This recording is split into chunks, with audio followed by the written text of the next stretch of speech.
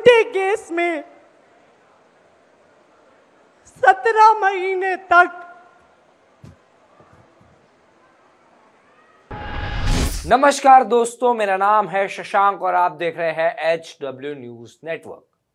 17 महीने के लंबे कारावास के बाद आम आदमी पार्टी नेता और दिल्ली के पूर्व उप मुख्यमंत्री मनीष सिसोदिया को मिल गई है बेल। सुप्रीम कोर्ट ने बेल देते हुए क्या कुछ कहा है बताते हैं आपको इस वीडियो में, लेकिन उसके पहले हमारे चैनल HW न्यूज नेटवर्क को जरूर सब्सक्राइब करें।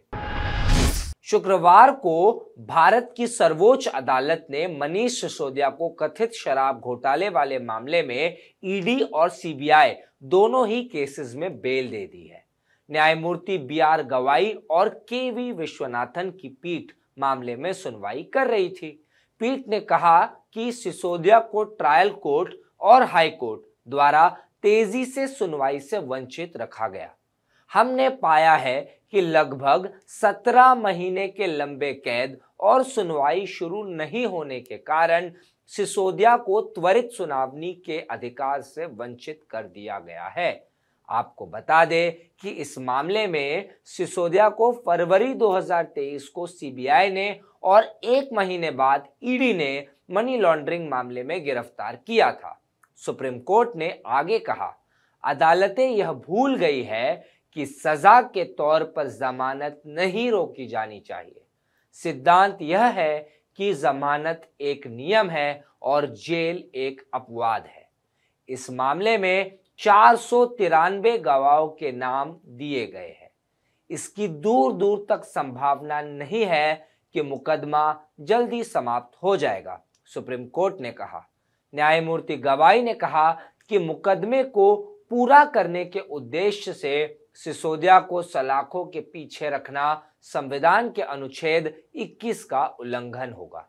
अनुच्छेद 21 कहता है, कानून द्वारा स्थापित प्रक्रिया के अलावा किसी भी व्यक्ति को उसके जीवन या व्यक्तिगत स्वतंत्रता से वंचित नहीं रखा जा सकता। सुप्रीम कोर्ट ने आगे कहा, सिसोदिया के समाज में गहरी जड़ें हैं और वह भाग नहीं सकते। मामला काफी हद तक दस्तावेजों पर निर्भर करता है। सब कुछ जब्त कर लिया गया है और छेड़छाड़ की कोई संभावना नहीं है। अदालत ने ईडी और सीबीआई की इस दलील को भी खारिज कर दिया कि सिसोदिया को जमानत के लिए फिर से निचली अदालत का दरवाजा खटखटाना चाहिए। सुप्रीम कोर्ट ने कहा कि सिसोदिया को फिर से निचली अदालत में भेजना उन्हें सांप और सीढ़ी का खेल खिलाने जैसा होगा। इसके अलावा उच्चतम न्यायालय ने ईडी और सीबीआई की मौखिक याचिका को खारिज करते हुए सिसोदिया को दिल्ली सचिवालय में प्रवेश करने की अनुमति दी है। अब सुप्रीम कोर्ट ने बेल देते हुए मनीष सिसोदिया के सामने कुछ शर्तें भी रखी है। सिसोदिया को जमानत बॉन्ड के रूप में 10 लाख रुपए जमा कराने होंगे। जमानत की शर्तों के अनुसार उन्हें अपना पासपोर्ट भी जमा कराना होगा और हर सोमवार और गुरुवार को पुलिस स्टेशन में हाजिरी लगानी होगी। आपको बता दें कि इसी मामले में संजय सिंह, जो अभी बेल पर बाहर है, और मुख्यमंत्री अरविंद केजरीवाल को गिरफ्तार किया गया था। मनीष सिसोदिया की बेल पर बोलते हुए एक सभा को संबोधन करते समय आम आदमी पार्टी नेता और मंत्री आतिशी भावुक हो गई। सुनिए क्या कुछ कहा है आतिशी ने। और आप सबको आज शानदार स्कूल खोलने के लिए बहुत बहुत बधाई, बहुत बहुत मुबारकबाद। लेकिन आज इस स्कूल पे बधाई देने से पहले, इस स्कूल के बारे में बताने से पहले, मैं ना सिर्फ इस स्कूल में पढ़ने वाले बच्चों के माता पिता को, बल्कि मैं दिल्ली के स्कूलों में पढ़ने वाले हर बच्चे और उनके माता पिता को बधाई देना चाहती हूं, क्योंकि आज के इस शुभ अवसर पर दिल्ली के शिक्षा क्रांति के जनक मनीष सिसोदिया को, जिनको एक झूठे केस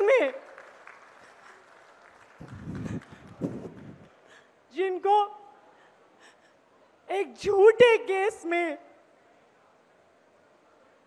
17 महीने तक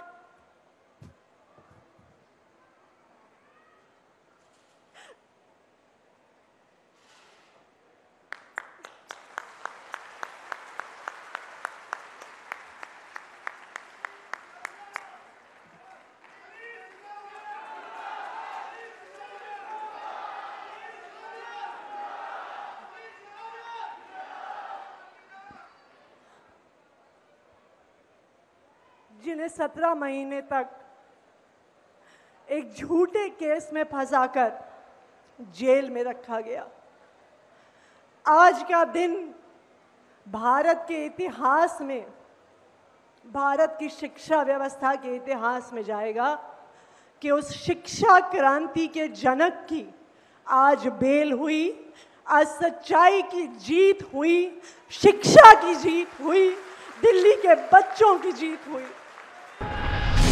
इसके अलावा राज्यसभा सांसद संजय सिंह ने मीडिया से संवाद करते हुए क्या कुछ कहा है वो भी सुनिए। मनीष सिसोदिया जी की जमानत जोरदार तमाचा है तानाशाही के ऊपर, हिटलर शाही के ऊपर और मोदी सरकार के जुल्म के ऊपर। 17 महीने आपने एक ऐसे व्यक्ति को जेल में रखा जिसके खिलाफ एक सबूत नहीं था, 1 रुपए की पैसे की बरामदगी नहीं हुई, कोई जमीन जायदाद का कागज नहीं मिला, गांव खोद डाला, बैंक खोद डाला, घर खोद डाला, कहीं कुछ नहीं मिला। लेकिन ईडी वाले, सीबीआई वाले तारीख पे तारीख, तारीख पे तारीख, तारीख पे तारीख, 17 महीने आपने सिर्फ और सिर्फ एक प्रयास किया, मनीष सिसोदिया कैसे जेल में रहें।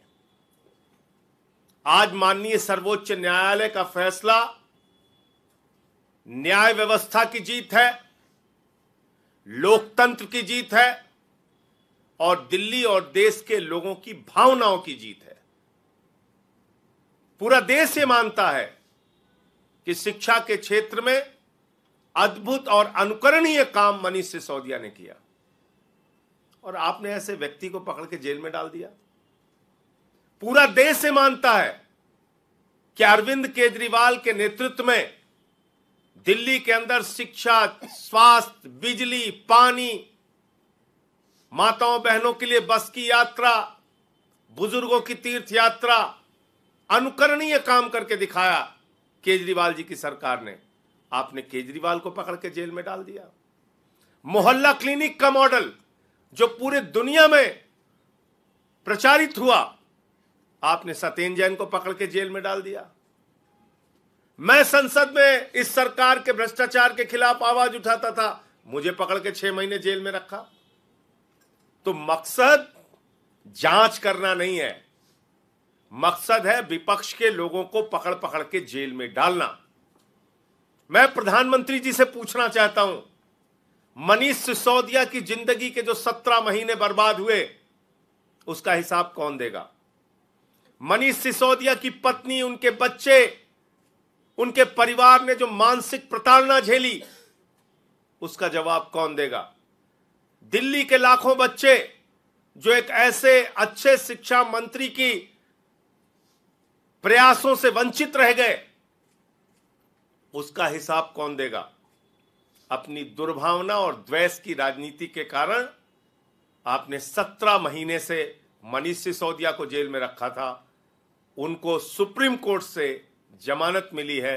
अरविंद केजरीवाल के मामले में तो कई गुना आप आगे चले गए।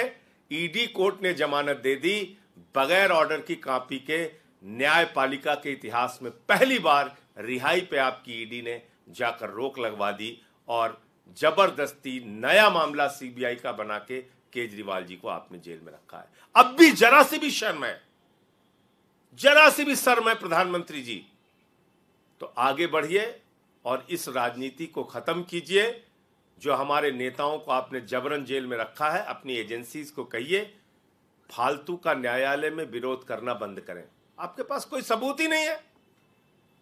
न 1 रुपए केजरीवाल जी के यहां से मिला, न सत्येंद्र जैन जी के यहां से मिला, न मनीष सिसोदिया जी के यहां से मिला। मैं अपने केस के बारे में बोल नहीं सकता, कोर्ट ने रोका है। क्या कर रही है आपकी जांच एजेंसियां? और जहां पैसा निकला उस पर कोई कार्रवाई नहीं करते।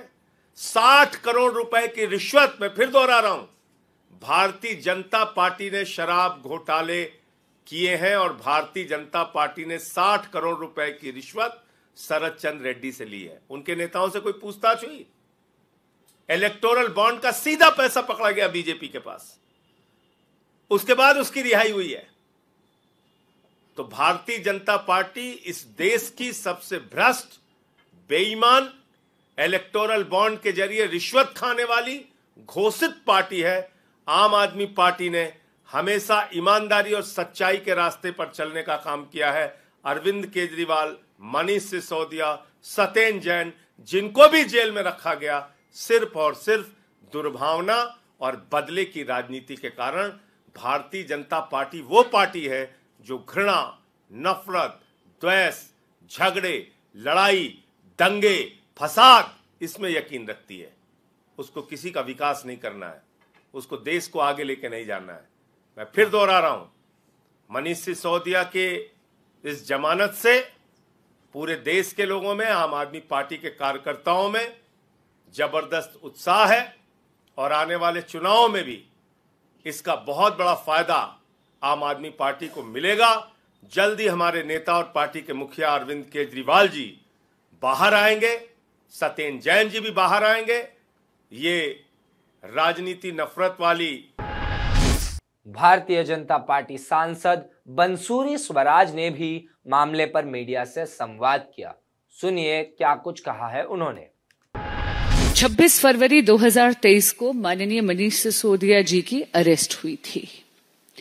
ये उनका 8वां अटेम्प्ट था, यानी, और केवल इस साल की बात कर रही हूं, 7 बार उनकी बेल खारिज हुई। आज honourable supreme court of India के समक्ष उनके वकीलों ने मेरिट्स पे कोई दलील नहीं दी। उनकी प्ली केवल और केवल डिले पर आधारित थी, यानी माननीय मनीष सिसोदिया जी जेल में 17 से 18 महीने उनकी इनकासरेशन हो चुकी थी, उनकी कैद हो चुकी थी, और इसके आधार पर डिले इन ट्रायल, क्योंकि 400 से ज्यादा विटनेसेस हैं, इसके आधार पर उनको आज बेल मिली है।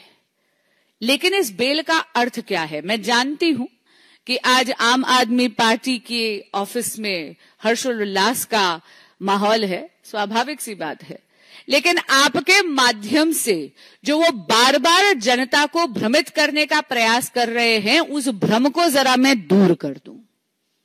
इसका अर्थ ये नहीं है कि सिसोदिया जी अपराध मुक्त हैं, वो अभी भी अभियुक्त हैं और उनकी जवाबदेही कोर्ट ऑफ लॉ में बनेगी दिल्ली की जनता के साथ विश्वासघात करने की।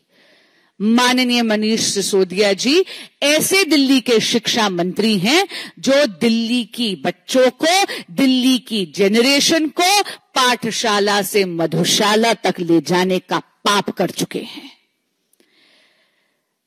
आज जो बेल मिली है उसमें आप ये देखिए कि चार्जशीट में क्या क्या चीजें उनके खिलाफ हैं। चार्जशीट में यह बोला गया है कि 170 से ज्यादा फोन सिसोदिया जी के आदेश पर तोड़े गए थे, यह बोला गया है। और यह तो फाइंडिंग है कोर्ट की। ट्रायल कोर्ट ने कहा कि लिकर स्कैम के वो प्राइमा फेसी आर्किटेक्ट हैं, यानी शिल्पकार हैं शराब घोटाले के। खुद सुप्रीम कोर्ट ने यह पाया है कि 338 करोड़ का मनी ट्रांजैक्शन इन्वॉल्व्ड है। उनको यह बोला गया कि उनको अपना पासपोर्ट सरेंडर करना है। उनको यह बोला गया कि हर मंडे जाकर उनको पुलिस के समक्ष पेश होना है। हां, इतना जरूर कहूंगी कि जब 17 महीने कैद में हो जाते हैं तो बेल मिलना बहुत स्वाभाविक बात है। इसका अर्थ कतई ही नहीं है कि वो अपराध मुक्त हैं। दिल्ली की जनता के साथ आम आदमी पार्टी की नेतृत्व ने, खुद माननीय मनीष सिसोदिया जी ने माननीय मुख्यमंत्री अरविंद केजरीवाल जी ने घोटाले पे घोटाला करा है, विश्वासघात पर विश्वासघात करा है। शराब घोटाला तो एक लंबी श्रृंखला का केवल एक अंग है। शराब घोटाला, क्लासरूम घोटाला, दिल्ली में जल बोर्ड का घोटाला, पैनिक बटन का घोटाला, अगर आपके सामने मैं एक पूरी लिस्ट दूं तो सुबह से शाम हो जाए। माननीय मनीष सिसोदिया जी को आज जो ये बेल मिली है, ये एक प्रोसीजरल ऑर्डर है। सर्वोच्च न्यायालय के इस निर्णय का तो भारतीय जनता पार्टी स्वागत करती है, लेकिन इतना जरूर कहेगी कि माननीय मनीष सिसोदिया जी की दिल्ली की जनता के प्रति और कोर्ट ऑफ लॉ में जवाबदेही बरकरार रहती है। सुप्रीम कोर्ट के ट्रायल कोर्ट और हाई कोर्ट पर उठाए सवाल से ये सवाल भी उठता है कि ट्रायल कोर्ट और हाई कोर्ट के जिन जजेस ने मनीष सिसोदिया की बेल को रुकाया, इलेक्शन के समय उन्हें कैंपेन करने से वंचित रखा, क्या उन पर कोई कार्रवाई नहीं होगी? और अब जब सुप्रीम कोर्ट ने कोर्ट्स की इस गलती को हाईलाइट कर ही दिया है, तो क्यों ना निचली अदालतों के लिए सुप्रीम कोर्ट गाइडलाइंस ही बना दे कि ऐसे मामलों में तेजी से कार्रवाई हो, ताकि जैसा मनीष सिसोदिया के साथ हुआ वैसा किसी और के साथ ना हो। सुप्रीम कोर्ट ने केंद्रीय जांच एजेंसी से भी ये सवाल करना चाहिए कि इतनी प्रीमियम एजेंसीज होकर भी कार्रवाई में इतना टाइम क्यों लगता है, और ईडी सीबीआई से जवाबदेही मांगनी चाहिए। और साथ ही ईडी सीबीआई की कार्रवाई के दौरान ही जो आरोपी को सजा काटनी पड़ती है, उस पर भी सवाल सुप्रीम कोर्ट को करना चाहिए। सवाल ये भी उठता है कि मनीष सिसोदिया जो कि एक चुने हुए जनप्रतिनिधि है, उनको उनके 17 महीने कौन लौटाएगा? आपको बता दें कि बीआरएस नेता और तेलंगाना के पूर्व मुख्यमंत्री केसीआर की बेटी के कविता भी इस मामले में मार्च 2023 से सलाखों के पीछे है। फिलहाल वो सीबीआई की गिरफ्त में है। इस न्यूज रिपोर्ट में बस इतना ही। खबर से जुड़ी अपनी राय हमें कमेंट सेक्शन में जरूर बताएं। Stay ahead with our cutting-edge news app. Instantly access the latest shorts in just 1 minute and breaking news in just 50 words.